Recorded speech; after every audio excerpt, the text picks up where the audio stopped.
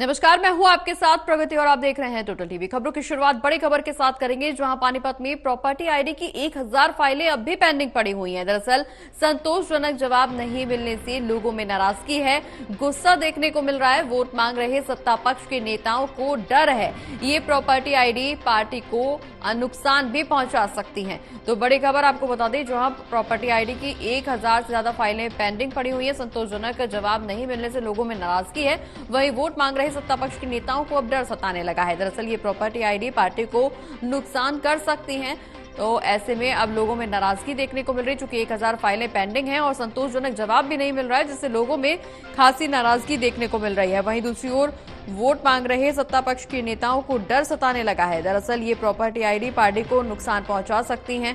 चुनाव में बहुत ज्यादा समय नहीं रह गया है, अब 3 दिन बाद हरियाणा में चुनाव होने हैं और ऐसे में ये खबर कहीं ना कहीं सत्ता पक्ष को सख्ते में ला सकती है। दरअसल ये प्रॉपर्टी आईडी पार्टी को नुकसान पहुंचा सकती है। 1000 से ज्यादा फाइलें प्रॉपर्टी आईडी की अभी भी पेंडिंग पड़ी हुई हैं और इसको लेकर के संतोषजनक जवाब नहीं मिल रहा, जिसकी वजह से लोगों में नाराजगी है।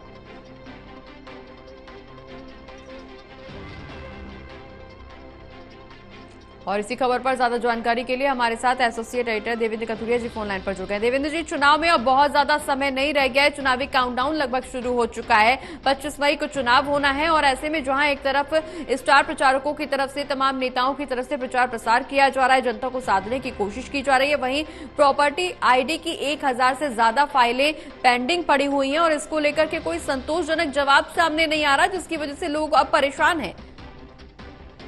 देखिए प्रगति, प्रॉपर्टी आईडी वाला मसला पिछले 2-2.5 साल से हरियाणा के लोगों के गले की फांस बना हुआ है।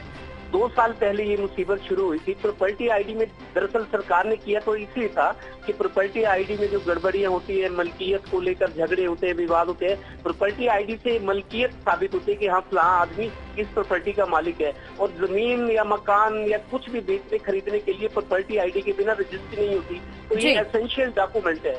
लेकिन हो क्या रहा है, प्रॉपर्टी आईडी का जो सर्वे कंपनी ने किया उसमें मालिक कोई और, नाम किसी और का, एड्रेस गलत, पिता का नाम गलत।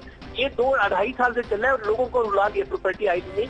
बीजेपी के नेता भी कई बार कबूल करते हैं, हमारे सामने भी बात हुई कि प्रॉपर्टी आईडी से लोगों की परेशानी बड़ी हुई है और लोग परेशान है और सरकार की छवि खराब हो रही है। और आप देखिए हरियाणा में अब सिर्फ 2 दिन रह गए हैं, कल चुनाव प्रचार खत्म होगा और शनिवार को वोटिंग है। प्रॉपर्टी आईडी की 1000 फाइलें पानीपत नगर निगम में अभी भी पड़ी है पेंडिंग। दरअसल उनको ऑब्जेक्शन लगा के बार बार वापस भेज देते हैं। जो संबंधित व्यक्ति हैं वो शिकायत दूर करते हैं, डॉक्यूमेंट लगाते हैं, फिर उसको वापस करते हैं। मतलब ऑब्जेक्शन पे ऑब्जेक्शन।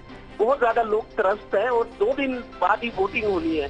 इस बात को लेकर बीजेपी से जुड़े नेता कार्यकर्ता भी परेशान है कि लोग कहीं अपना खींच ना उतारे, गुस्सा न उतारे, क्योंकि प्रॉपर्टी आईडी में बहुत ज्यादा परेशानी है, दलाली चल रही है, भ्रष्टाचार। 2-2.5 साल से ये शोर थमा नहीं है। ऐसे मौके पर जब अब हरियाणा वोटिंग के, पोलिंग के मुहाने पर खड़ा है, 2 दिन रह गए, अभी भी प्रॉपर्टी आईडी को लेकर लोग परेशान है और बीजेपी के नेता मान रहे हैं कि पार्टी को नुकसान होगा, वोटों के लिहाज से भी पार्टी की छवि भी खराब हो रही है। अब ऐसी स्थिति में लोग क्या करते हैं, कितना असर होता है या उसकी प्रतिक्रिया होती है, उसका इंतजार होगा। चलिए, बहुत बहुत शुक्रिया देवेंद्र जी, तमाम जानकारी हमारे दर्शकों तक पहुंचाने के लिए।